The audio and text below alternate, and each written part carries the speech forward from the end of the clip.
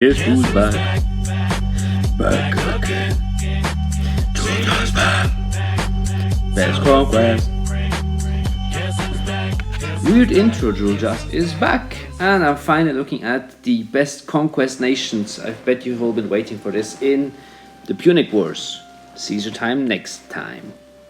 Now the Punic Wars are an interesting conquest. Sadly, the medal rewards is not so good. You only get 30 medals, which is same as a campaign. That's a bit sad. But well, you do get rewards for doing it the first time. Anyways, before I start blobbering too hard, I'm just gonna say in the beginning that the Carthaginian side is a lot easier than the Roman side. It's just a general tip. If you start off the game and you look, oh, Illyrian Kingdom on the Carthaginian side, I'll join maybe that side. Or if you look, oh, Aetolian League, allied with Rome, maybe don't join that one yet in the beginning. So we are starting off at the 3 stars, then 2 star and 1 star, top 3 easiest nations. And at number 3, at the 3 star countries, we have Illyria. Now Illyria starts off rather weak, let's be honest, but it has one advantage, and that is that Rome somehow always ignores Illyria in the beginning. So you easily can take this city and you can go rush Rome itself, actually. I sometimes just played it so that I went for Tarsatica, Aquileia, and then just rush to the north. But then you sometimes run into these guys here, which kind of tend to be strong. Well, in the long term, Hispania is always won by your allies. And this African nation always dies, but this stupid Syrian kingdom always survives. It's really annoying. But well, like I said, you choose Illyria, you take Tarsatica, and you might actually just go rush for Rome and then build like actually good units to put your generals on. At number 2 we have Macedonia. Now, Alexander would be proud of this, but Macedonia is really easy to do. So what I usually tend to do with Macedonia is you take these units, you go for Dyrrhachium, or modern day Albania, not to offend any Albanians here, or Illyrians. You go attack modern Albania and you prepare your invasion of the Aetolian League. So what I sometimes do is just prepare to go for Nicopolis with this general, and I already have some generals, that's why I'd probably upgrade this. Place here, build an archer there, put my archer general on there, for example. Here I have the commander, which is an archer general. Yeah, this guy. Then go for Nicopolis, go for Dyrrhachium, that should be taken pretty soon, because otherwise the Romans can get annoying. And then you go for Corinth. And at number 1, the easiest nation in all of this is Massili. Massili is so damn easy, you really have to do almost nothing, because Carthage wins this conquest by itself almost, so the only thing you can do is go and attack the southern nation and get them into the war as soon as possible. So what I tend to do is go for, put all units here, recouple your cavalry general if you have one right on this guy, go for Dimit, go for Sidamus, and then you send all your units, you don't help the Mediterranean, you go and attack this freaking Syrian kingdom. It's so annoying, because Carthage will often lose Area, Phila, blah, those names are horrible. I can't pronounce Latin. So you take out this nation, then you go with all units after Syrian kingdom, and the conquest will win itself. Super easy. You actually even can auto it after starting that. Now let's go after the 2-star nations, for example, as Trudenia. And at rank 3 we have Lusitania. Now Lusitania is such a good 2-star nation, because they always lose. They always die so soon if you don't play as them. So what do? You play as them. I mean, the thing is, you're on the Roman side, but it's not as bad because Rome usually tends to lose because of Hispania. The Carthage side kills off Lusitania and then just destroys up here. So it goes this route here, kills all the guys, and Rome gets destroyed. So if you hold Hispania, it's a very good thing. Now, Lusitania has a bit of a difficult start because you're facing off against a little bit stronger Trudetani, my gosh, those names. So what I usually do is I have to rush the cities. I have some good generals, so I send these guys here to the border next to Numantia. Then I also send some guys to the border here to Totalum and prepare for an instant rush on the city. You can add your generals here. You already start with some okayish cavalry, light cavalry, so you can put one good general on there. It's good to get them out soon, deal damage. Then you guys here take Numantia, take Totalum, if you're lucky, I already managed to take Emerita Augusta pretty soon. And then the conquest gets really easy. Then you just go through the north, attack Totelum, and then in the end it's almost always Cordoba, which still holds.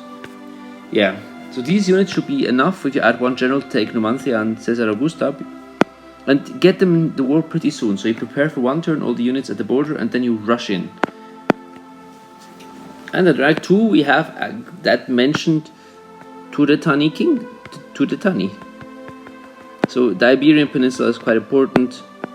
But this time Lusitania already starts off quite weak. You just send all the units, kill off Lusitania pretty soon. They already start off weaker. If you place Lusitania it's a bit harder. So again, these guys can then go for Tarraco.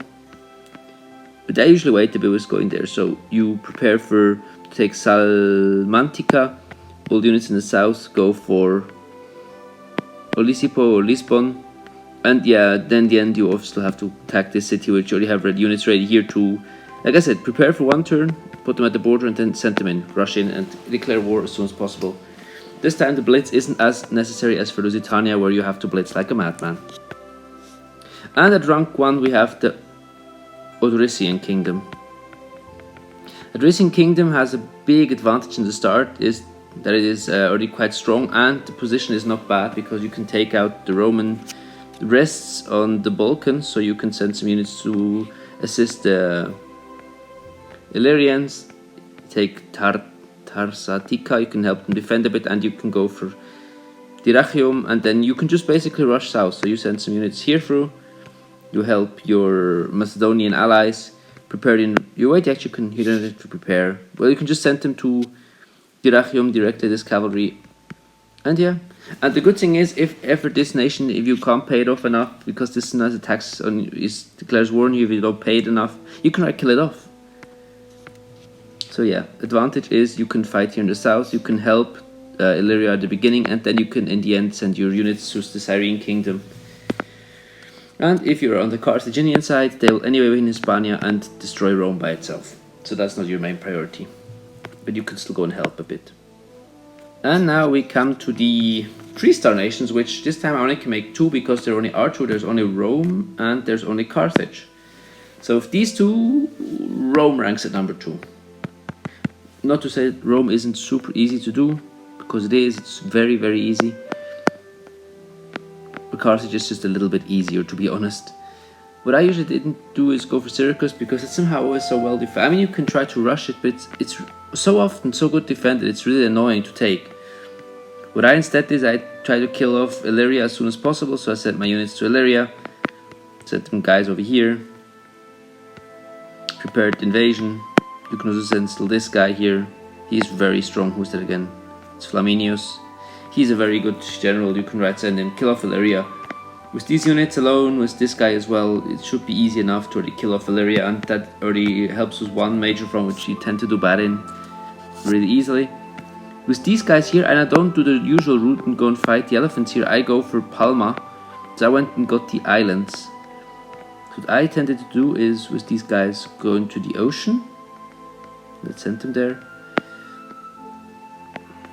With these guys I just defend Caralis, because Caralis is a bit annoying. They will send a million troops over here, so you just leave them there. So these guys you can try, they're all quite weak, so you can try to take Syracuse. It's gonna be a bit harder to take Syracuse, let's be honest. Yeah, then when you take Palma, because it's not that hard to take Palma, you can then go for Yol or Lol, and then you can go for Carthage, and then you can attack the Carthaginians from the south instead of facing their strongest units head on. You can let your allies do that. They can take that. Yeah. Apart from that, build up Rome a little bit, build a military factory, and you can build the strongest units. Build a strong general there, and you can go and wreck. At number 1 of the 1-star conquests we have Carthage, and Carthage is very, very, very self-playing. So you start off with 2 elephants here, the strongest units. Turetania will take out Lusitania, so you don't really have to care about them. You can go and help a little bit with these 2 guys, because they're anyway weak enough, you can spare them. Over here, Hannibal. Go through the Alps. Take Tarraco. you just, with these guys, you just walk logical. I think, is this an elephant or is this? This is a cavalry, okay. This guy, you go for Tarraco. You basically rush again for the Alps, as he did in real life. Over here, in Karalis, I'm sure, yeah, you have a war elephant. You can put the general on your war elephant. For example, I can use my mighty penis. And with these guys, you can go and take Karalis and Illyria, so you island hop your way. What I usually do, you can either help Syracuse attack Neapolis, or you can go for Genoa or Fiorentina. I usually went for Fiorentina to then circle around to get Rome. So that's basically a route. You go from Carthage, Karalis, Illyria, Fiorentina, Roma. And don't forget to freaking kill off the Cyrene kingdom. So you start with a really strong elephant here. You put your strongest general on there.